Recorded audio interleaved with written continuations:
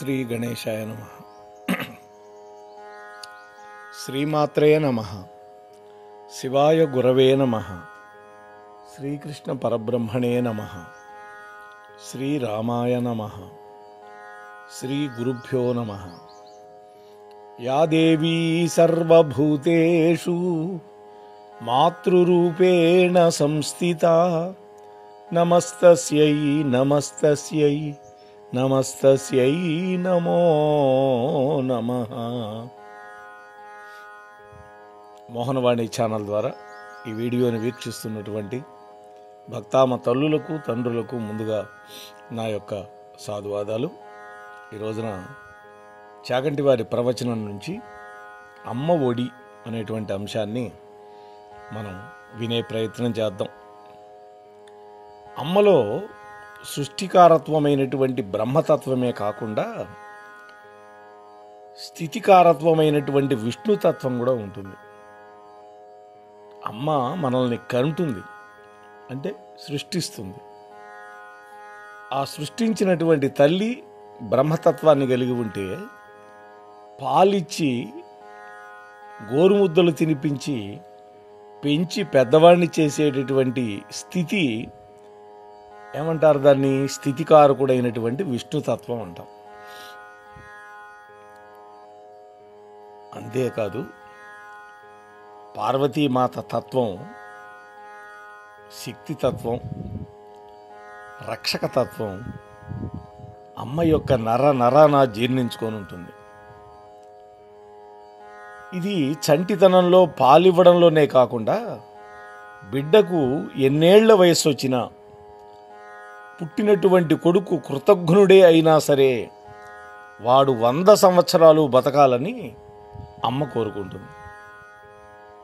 అందుకనే కుపుత్రుడు ఉంటే ఉండవచ్చు కానీ కుమాత నభవతి అని శాస్త్రం చెప్పింది. చెడ్డ తల్లి ఎక్కడా ఉండదు, చెడ్డ కొడుకు ఉంటే ఉండొచ్చు. ఎన్నో నోములు, వ్రతాలు, పూజలు, ప్రార్థనలు అన్నీ కూడా తన బిడ్డల యొక్క క్షేమం కోసమే చేస్తుంది ఆ తల్లి. ఆమెకి ఎంత వయసు వచ్చినా ఇది అమ్మ లక్షణం కదా. అంటే అమ్మ యొక్క స్థితికారకత్వం. కొడుకు ఎంత పెద్దవాడైనప్పటికీ కూడా తల్లికి మాత్రం ఎప్పుడూ బిడ్డే. శరీరాన్ని విడిచిపెట్టిన తర్వాత అంత్యేష్టి సంస్కారం మంత్ర వైభవంతో చేస్తారు ఆ కొడుకులు. ఆ జీవుడు శరీరాన్ని వదిలి వెళ్ళే దశల్లో చివరన వ్యానము అనేటువంటి వాయువు జీవుడిని శరీరాన్ని పట్టుకొని ఉంటుంది. పంచవాయువులు ఉన్నాయి కదా, ఉదానము, వ్యానము, సమానము, ఇట్లాంటివి.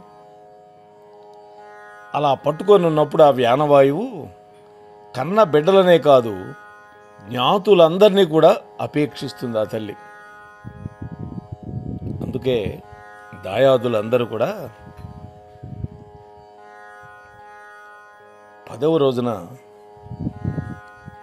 తిలోదకాలు ఇస్తారు. బంధుమిత్రులు వచ్చేసి ధర్మోదకాలు విడిచిపెడతారు. ఆ తర్వాత అక్కడే ఆరామక్షేత్రంలోనే ఆనంద హోమం కూడా చేస్తాడు కొడుకు. ఆ సమయంలో కొడుకు వెళ్ళి అక్కడ ప్రేత రూపంలో ఉన్నటువంటి అమ్మతో ఒక మాట చెబుతాడు. 12 రోజుల వరకు ప్రేతత్వంతోనే ఉంటుంది. 12వ రోజు సపిండీకరణం పూర్తయితేనే ప్రేతత్వం నుంచి విముక్తి. ఆ తర్వాత మళ్ళీ స్నానం చేసి ఉతికిన బట్టలు కట్టుకొని, మడి బట్టలు కట్టుకొని మాసికం పెట్టాలి. ఏమంటాడు అక్కడ అమ్మతోటి? పిచ్చి తల్లి, శరీరం జర్జరీభూతం అయిపోయింది, ఇంకా ఎన్నాళ్ళు పెట్టుకుంటావు మా మీద వ్యామోహం? నీ దేహాన్ని దహనం కూడా చేసేశాము. అమ్మా, మేమందరం సంతోషంగానే ఉన్నాం, నువ్వు కన్న బిడ్డలమందరం సంతోషంగా ఉన్నాం. నీకు మనవాళ్ళు కూడా ఉన్నారు, మనవరాళ్ళు ఉన్నారు. అందువల్ల ఈ ప్రేతత్వాన్ని విడిచిపెట్టి వెళ్ళి వెళ్ళిపో తల్లి, పోయి మంచి శరీరాన్ని పొంది మళ్ళీరా, మళ్ళీ భూలోకంలో పుణ్యకర్మలు చేసుకో, ఇంకా ఈ ప్రేతరూపాన్ని విడిచిపెట్టి స్వర్గానికి వెళ్ళిపో అని కొడుకు చెప్పినటువంటి మంత్రం వల్ల ప్రేతత్వాన్ని విడిచిపెట్టి వెళ్ళిపోతుంది ఆ దేహం. అంటే ఒక శిథిలమైపోయినటువంటి భవనం మీద తన యాజమాన్య హక్కు పెట్టుకున్నట్లుగా జీవుడు కూడా తండ్రి కానీ తల్లి కానీ శరీరాన్ని పట్టుకొనే ఉంటాడు. కొడుకు చెప్పినటువంటి మంత్రంతో అప్పుడు ఆ శరీరం మీద ఉండే వ్యామోహాన్ని వదిలిపెట్టి ఆ ప్రేతత్వం నుంచి విముక్తి పొంది వెళ్ళిపోతుంది. అది ఇక్కడ కొడుకు యొక్క ఆ తల్లిదండ్రుల యొక్క అనుబంధం. అమ్మ కడుపులో నుంచి బయటికి రావడంతో నాభిబంధం తెగిపోవచ్చు. బొడ్డు తాడు కట్ చేస్తారు బయటికి రాగానే, ఎన్బెలికల్ కార్డ్ అంటారు ఇంగ్లీష్లో. కానీ హృదయ సంబంధం మాత్రం తెగిపోదు. కొడుకు ధార్మికుడైతే ఆ హృదయ సంబంధం ఉన్నందుకు ఎక్కడ ఉన్నా కూడా పితృదేవతలని ఉద్ధరించగలుగుతాడు. ఇక్కడ గయాశ్రాద్ధం పెట్టి ఎవడైనా ఉద్ధరించగలడు భూలోకంలో. అటువంటి కొడుకు పుట్టాలని తల్లిదండ్రులు కోరుకుంటారు. కుమారుడి యొక్క ధర్మం ఏమిటి అనేది శాస్త్రం చెప్పింది. తల్లిదండ్రులు బతికున్నప్పుడు వాళ్ళ మాట వింటూ వాళ్ళని గౌరవంగా ప్రేమగా చూస్తూ ఉండాలట. వాళ్ళు మరణించిన తర్వాత ఆ ఉత్తర క్రియలు భక్తి శ్రద్ధలతోటి చక్కగా జరిపించాలి. పూరి దానాలు ఇవ్వాలి, గోదానం ఇవ్వాలి. ఆ తర్వాత గయకు వెళ్ళి అక్కడ శ్రాద్ధం పెట్టాలి. ఈ మూడు చేసిన వాడే పితృణం నుంచి తప్పించుకోగలుగుతాడు. కాబట్టి ఇక్కడ అమ్మ అంటే ఒక రక్షక తత్వం. శిశువు జన్మించిన నాటి నుండి 4 లేదా 6 నెలలు వచ్చే వరకు ఆ బిడ్డ యొక్క శరీరానికి కావలసినటువంటి సమస్త పోషక విలువలు ఉన్నటువంటి పాలు పరమ పరిశుభ్రంగా ఆరోగ్యవంతంగా తయారయ్యేది ఒకే ఒక్క జీవి అమ్మలో. ఈ మాట డాక్టర్లు కూడా చెబుతారు. అమ్మ పాల తర్వాతే ఆవు పాలు కూడా. అమ్మకి పాలు పడకపోతే అనేక రకాల ఔషధాలు ఇచ్చి పాలు ఉత్పత్తి అయ్యేటట్టు చేస్తాను ఆ బిడ్డ కోసం. ఇవాళ రేపు ఈ కలికాలంలో ఆధునిక జీవితం గడుపుతున్నాం అనేటువంటి వాళ్ళు పాలిస్తే సౌందర్యం తగ్గుతుందని డబ్బా పాలు పోస్తున్నారు. అందరు కాదు సుమా, 90% మించి ఉన్నారు మంచి తల్లులే. ఎక్కడో ఉంటారు 10% మంది.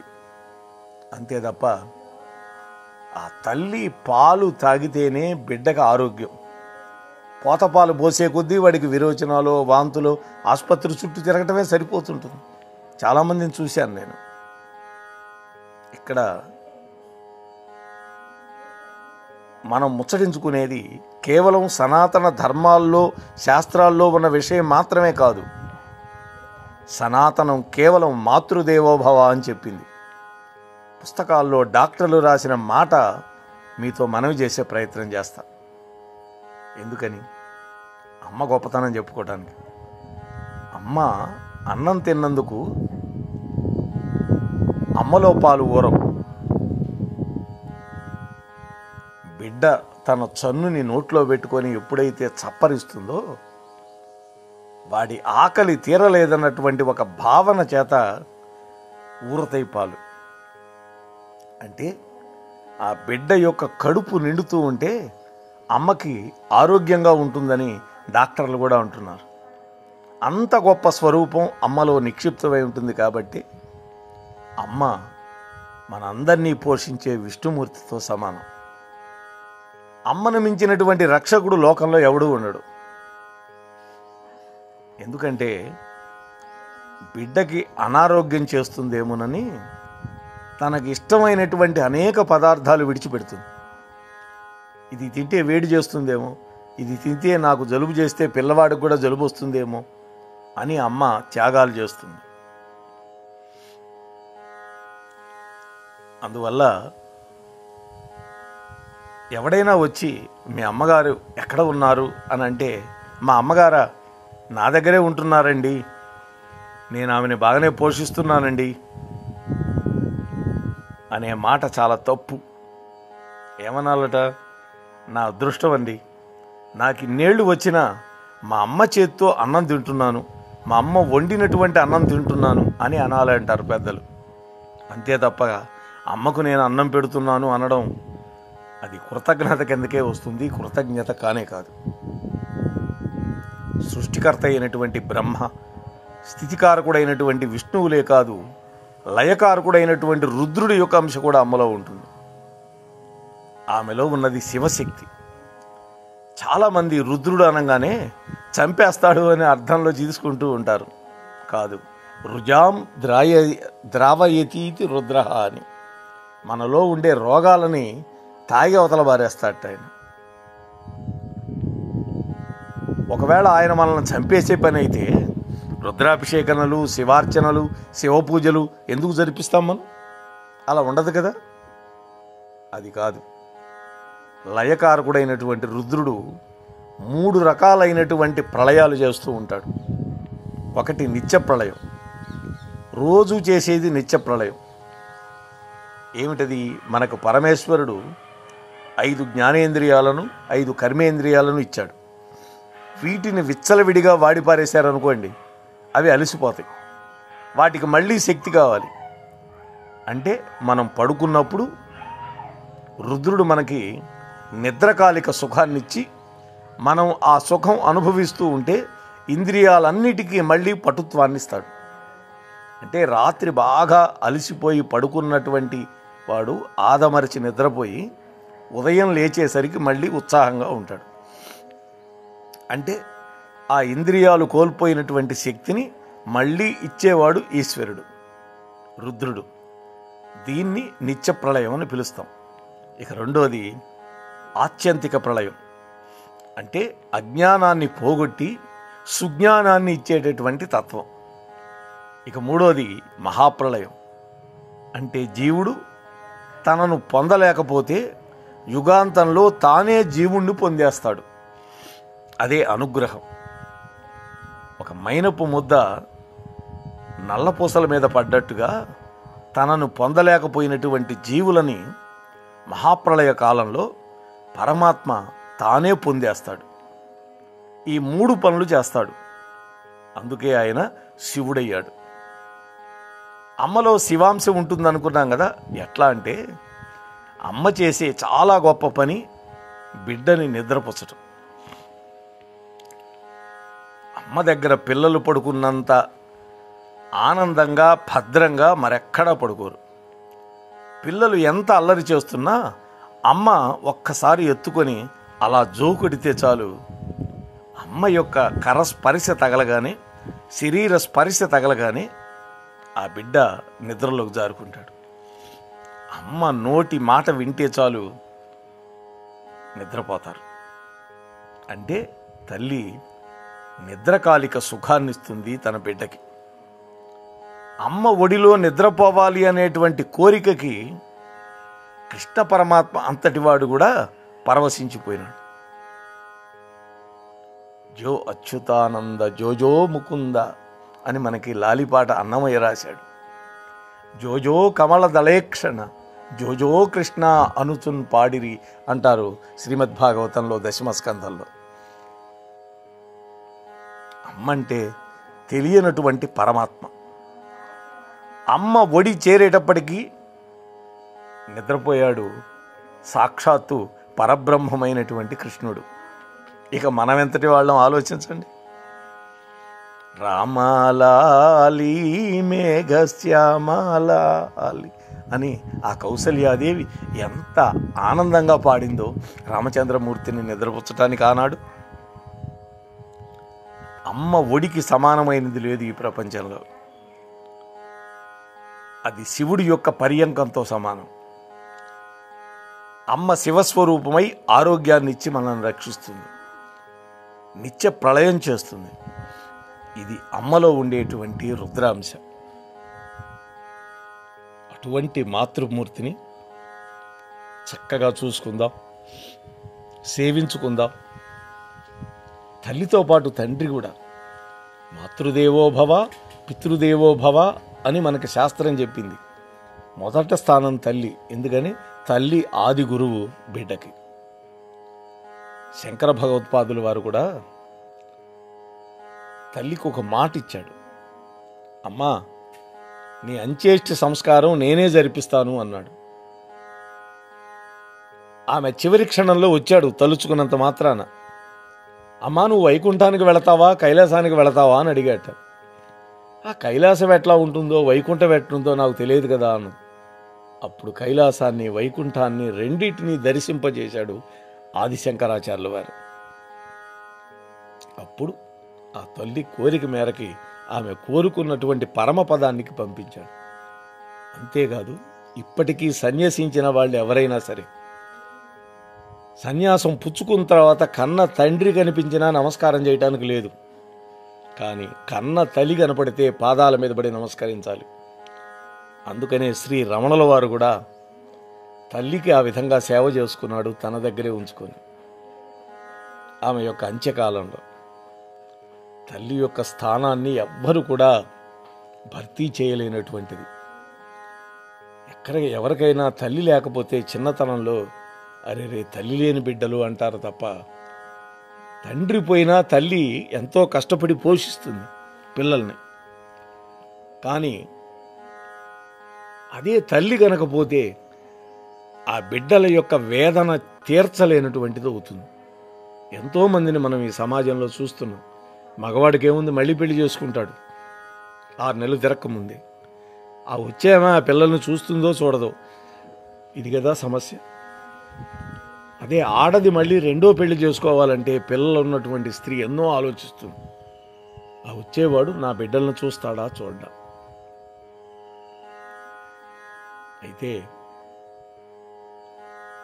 భగవంతుడు ఆయన మనకు కనిపించడు కాబట్టి నిత్యము కనిపించి సేవించుకోవటానికి అవకాశం ఉండే విధంగా తల్లి తండ్రుల రూపంలో మనకు ఆయనే నిత్యము కనిపిస్తాడు. సరే, తల్లి తండ్రి లేరండి, గతించారు, నేనేం చేయాలి అని బాధపడుతూ ఉంటే రోజు వాళ్ళ యొక్క ఫోటోకు లేవగానే దండం పెట్టుకో, వాళ్ళ ఆశీస్సులు లభిస్తాయి. అంతేకాదు, వాళ్ళ యొక్క తద్దినాలను వస్తాయి కదా ఆబ్దీకములు, ఆ రోజుల్లో చక్కగా వాళ్ళ పేరుతోటి ఎక్కడైనా సరే అన్నదానం జరిగేటట్టుగా డబ్బు కట్టు. మేము కూడా కాశీ క్షేత్రంలో కరివేణ సత్రంలో కట్టాం, ఆంధ్రాశ్రమంలో కట్టాం, శ్రీశైల దేవస్థానంలో కట్టాం. అనేక చోట్ల ఆ తల్లిదండ్రుల పేరుతోటి ఆ తిథి రోజు గనక అన్నదానం జరిపించమని మనం డబ్బు కడితే అంతకంటే గొప్ప పుణ్యమేం లేదు, అంతకంటే రుణం తీర్చుకునే మార్గం మరొకటి లేదు. ఆ విధంగా తల్లిని మించిన దైవం లేదు, తండ్రిని మించినటువంటి దైవం కూడా లేదు అనే విషయాన్ని మీతో మరొక్కసారి మనవి చేసుకొని ఈ ప్రవచనం ముగిస్తున్నాను. దయచేసి ఇంకా ఎవరైనా సబ్స్క్రైబ్ చేయకపోతే ఈ ఛానల్కి సబ్స్క్రైబ్ చేయండి. నచ్చితే మీ బంధుమిత్రులకి షేర్ చేయండి, మీ కామెంట్ను కూడా తెలియచేయండి. ఒక లైక్ ఇవ్వడం మాత్రం మర్చిపోవద్దు. వింటున్నారు చాలామంది, కానీ లైక్ చేయటం మర్చిపోతున్నాం. కాబట్టి తప్పకుండా లైక్ చేయండి అని మీతో మనవి చేసుకుంటూ మరొక్కసారి మీకు అందరికీ కృతజ్ఞతలు తెలియజేసుకుంటూ మీ పితృదేవతల యొక్క ఆశీస్సులు సంపూర్ణంగా మీ మీద ఉండాలని మరొక్కసారి కోరుకుంటున్నాం. ఎందుకంటే పితృదేవతల ఆశీస్సులు కనుక లేకపోతే వంశం కూడా వృద్ధి అవ్వదు. ఇది గుర్తుపెట్టుకోవాలి. అందుకనే తద్దినాలు ఎగ్గొట్టడం, మాసికాలు ఎగ్గొట్టడం ఇలాంటి పనులు చేయకూడదు. అందులో మన ఛానల్లో వినేవాళ్ళు, నా ప్రవచనాలు వినేవాళ్ళు మీరంతా యోగ్యులు అని నాకు తెలుసు.